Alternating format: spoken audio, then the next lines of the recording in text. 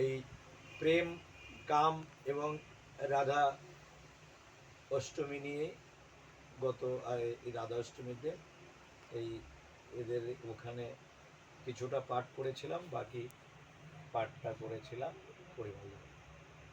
পুরো রাধা মানে নামের উপরেই, মানে রাধা জন্মাষ্টমী কেন, রাধা অষ্টমী পালন করবেন, কেন করবেন পুরোটা। কেননা এটা ওই বছরে এক আধবারই হয়, দ্বিতীয় সময় কোথায়। ভাদ্র মাসের শুক্লপক্ষীয় পার্শ্ব একাদশীর মাহাত্ম্য ব্রহ্মবৈবর্ত পুরাণে যুধিষ্ঠির শ্রীকৃষ্ণ সংবাদে যেরূপ বর্ণিত আছে তাহাই বিশেষভাবে স্থলে উদ্ধৃত হইতেছে। রাজা যুধিষ্ঠির বলিলেন, হে কেশব, ভাদ্র মাসের শুক্লপক্ষীয় একাদশীর নাম কি, ব্রত পালনের বিধি বা কি, এবং ইহাতে পুণ্যই বা কি? ইহার উত্তরে শ্রীকৃষ্ণ বলিলেন, হে রাজন, এই একাদশী মহা পুণ্যপদা, সর্বমোক্ষ পদায়িনী, সর্ব পাপহরা ও বাজপেয় যজ্ঞ অপেক্ষা অধিক ফলদাত্রী। যে ব্যক্তি এই তিথিতে ভক্তিপূর্বক শ্রী বামন দেবের পূজা করেন তিনি ত্রিলোকে পূজিত হন। যিনি পদ্ম পুষ্পের দ্বারা পদ্মলোচন শ্রী বিষ্ণুর অর্চন করেন তিনি বিষ্ণুলোক প্রাপ্ত হন।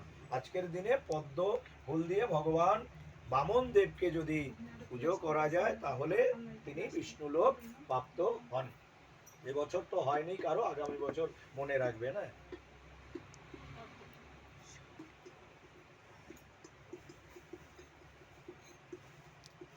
যেই ব্যক্তি এই তিথিতে পদ্ম পুষ্পের দ্বারা পদ্মলোচন শ্রী বিষ্ণুর অর্চন করেন তিনি বিষ্ণুলোক প্রাপ্ত হন। এই তিথিতে সাহিত্য ভগবান পার্শ্ব পরিবর্তন করেন বলিয়া ইহার নাম পার্শ্ব একাদশী বা পরিবর্তনী একাদশী।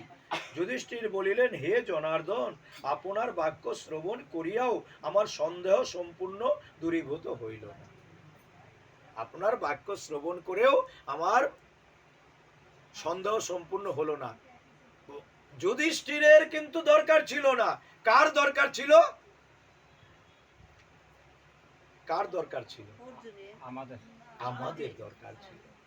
আমাদের দরকার ছিল, তাই তিনি শিক্ষা দিচ্ছেন।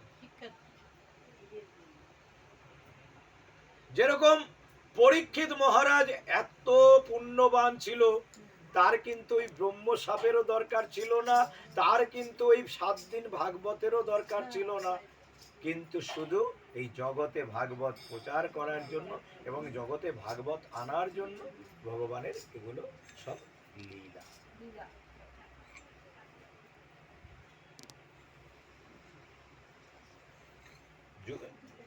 হে দেবদেব, আপনি কিরূপে শয়ন করেন, কিভাবেই বা পার্শ্ব পরিবর্তন করেন, আর চাতুর্মাস্য ব্রত পালনকারীর কর্তব্যই বা কি, এবং আপনার শয়ন অবস্থায় মনুষ্যের কি করণীয় তাহা স্পষ্টরূপে বলুন। আর বলি, মহারাজকে কেন বন্ধনে আবদ্ধ রাখিলেন, উহাও বিব্রত করিয়া আমার সকল সন্দেহ কৃপাপূর্বক দূর করুন। কেনই বা আপনি বলিকে বন্ধন করে পাতালে রাখলেন, এবং কেন বা আরে কিরূপে বা আপনি ওই শয়ন করে থাকেন, সেটা আমাকে সম্পূর্ণভাবে বলুন। শ্রীকৃষ্ণ বলিলেন, হে নৃপশ্রেষ্ঠ, ত্রেতা যুগে দত্তকুলে আবির্ভূত প্রহ্লাদ মহারাজের পুত্র বলি আমার বড় প্রিয় ছিল। সে ব্রাহ্মণগণকে পূজা ও আমার উদ্দেশ্যে যজ্ঞ আদি ব্রত করিয়া আমার সন্তোষ বিধান করিত, কিন্তু স্বর্গরাজ্য ইন্দ্রের প্রতি অসূয়া পূর্বক দেবতা সকলকে সে জয় করিয়াছিল, মানে অশরীর প্রবৃত্তিতে দেবতাদের জয় করেছিল। সেজন্য দেবতাগণ সহ ইন্দ্র আমার শরণাপন্ন হইয়াছিলেন। তাহাদের প্রার্থনায় আমি ব্রাহ্মণ বালক বেশে বামন রূপে বলিরাজের যজ্ঞস্থলে উপস্থিত হইলাম। তাহার নিকট আমি বিপদভূমি প্রার্থনা করিয়াছিলাম। 3 পাদভূমি আমি প্রার্থনা করেছিলাম।